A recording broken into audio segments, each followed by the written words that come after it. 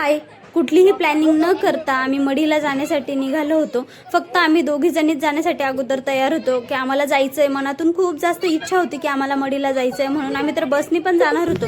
पण बाकीच्यांना विचारल्यानंतर मग कळालं की नाही, खूप जणांना यायचं आहे म्हणून मग आम्ही मस्त गाडी वगैरे केली आणि छान सगळ्या जणी तयार होऊन संध्याकाळी आम्ही 8-7:30 वाजता निघालो होतो आणि मुलांनी गाडीमध्ये बसताच एवढा सगळा एन्जॉय सुरू केला होता।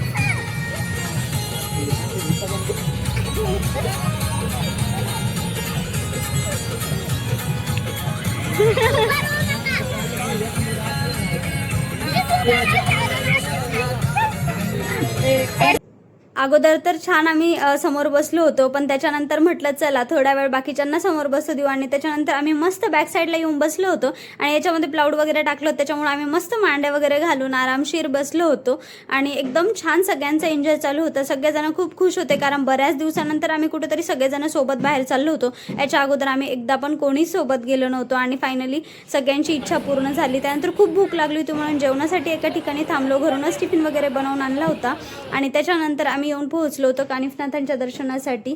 तर सगळ्यात पहिले आम्ही कानिफनाथांच्या दर्शनासाठी थांबलो होतो। इथं आम्ही 12:30 वाजता रात्री पोहोचलो होतो। सगळेजण उतरले, त्याच्यानंतर मस्त सगळ्या हसी मजाक पण इथं चालूच होती आणि कधीतरी आपण असं फॅमिली टाईम पण स्पेंड केला पाहिजे, म्हणजे की आपल्याला पण थोडंसं रिलॅक्स होतं आणि दर्शनासाठीच गेलो होतो त्याच्यामुळे खूप छान वाटत होतं। इकडे बघा सगळेजण हसत हसत वरती चालले होते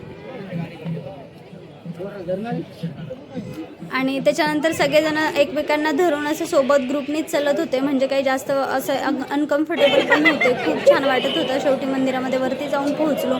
मंदिर खरंच खूप छान होतं, गेल्या एकदम छान वाटत होतं आणि इकडे सगळ्यांचं फोटोशूट वगैरे चालू होतं। कोणी व्हिडिओज काढत होतं, कोणी मस्त उभं होतं। रांगा तर खूप जास्त होत्या, एवढी जास्त गर्दी होती ना। आणि त्याच्यानंतर बाबूने आणि यांनी इथे छान असा धागा बांधला होता।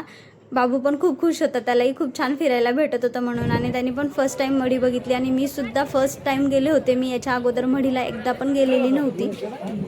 आणि त्याच्यानंतर आम्ही बडेबाबाच्या दर्शनासाठी गेलो होतो। इथं नवनाथांचं छान दर्शन घेतलं आणि सोमवती अमावस्या आणि मंगळवारची अमावस्या होती, त्याच्यामुळं गर्दी एवढी जास्त होती। इकडं होम वगैरे असतो आणि ते जाळी वगैरे असते, त्याच्यामुळे इकडं खूप सगळे लोक होते आणि पहाटेचे 4 वाजल्यापासूनच इथं आरतीची तयारी सुरू झाली होती आणि इकडं सकाळी 4 वाजल्यापासून बडेबाबांची सेवा सुरू झाली होती कारण 5 वाजता बडेबाबांची आरती असते आणि आम्ही त्याच आरतीला आलो होतो। आम्हाला आरतीसाठीच तिथं थांबायचं होतं म्हणूनच आम्ही रात्री निघालो होतो आणि त्याच्यानंतर आरती वगैरे घेऊन आम्ही निघालो होतो मोठा देवीचं दर्शन करण्यासाठी।